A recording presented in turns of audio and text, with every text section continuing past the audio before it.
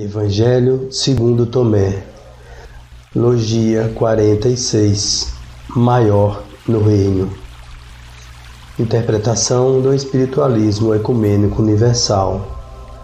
Disse Jesus: de Adão a João Batista, não há quem, entre eles, nascido de mulher, haja sido maior que João Batista, para que seus olhos não sejam danificados.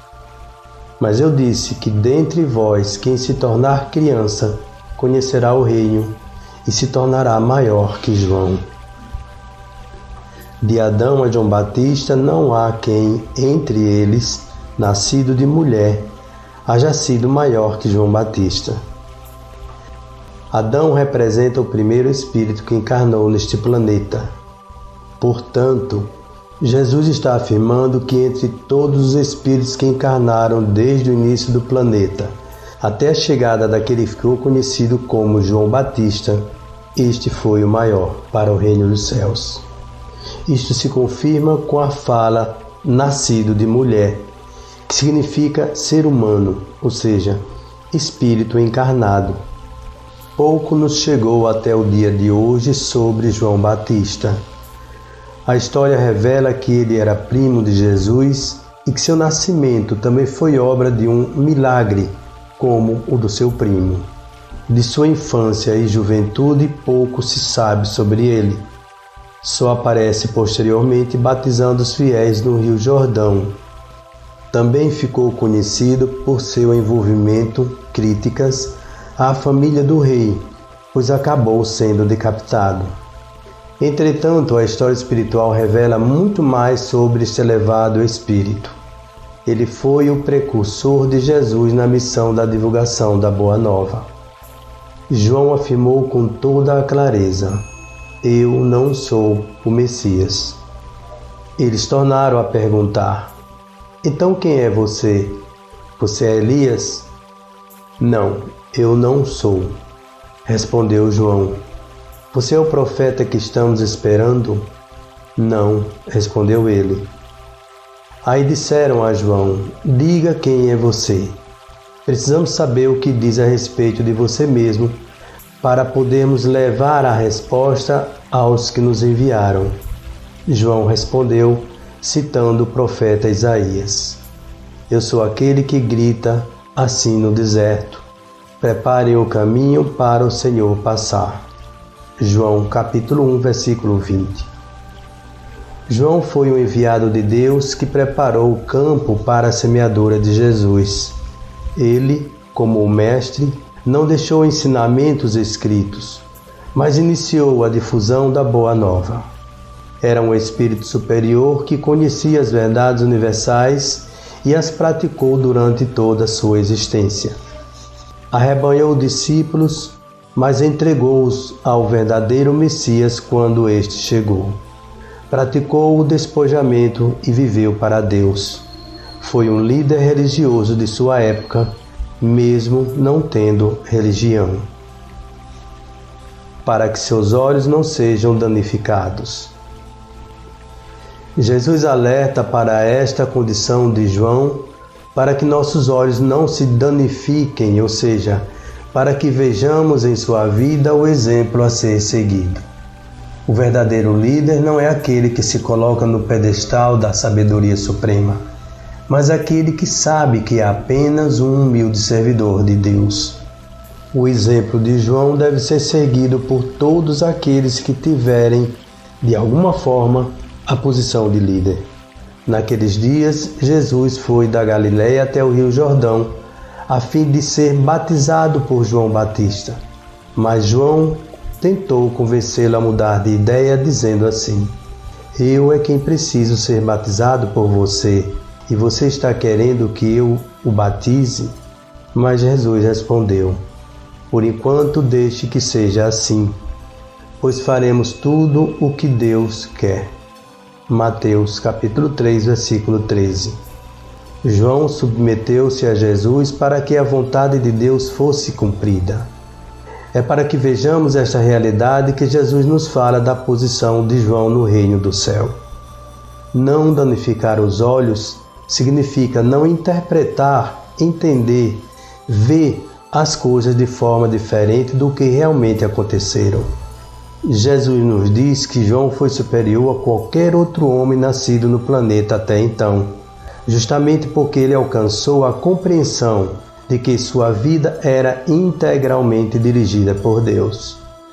Isso nos é mostrado para que aprendamos a não idolatrar nossos líderes e nem estes devem buscar a idolatria para si. O primeiro mandamento da lei nos afirma: amar a Deus acima de todas as coisas. Idolatrar santos, entidades ou o próprio Jesus acima de Deus, Pai, é não praticar o mandamento dele. Toda a vida de Jesus, bem como a de João no planeta, foi dirigida por Deus. Eles se submeteram ao comando divino do Pai. Quando Jesus nos mostra a real posição de João, não é com a intenção de engrandecê-lo, mas nos mostrar que não devemos idolatrar outro ser no universo que não o próprio Deus.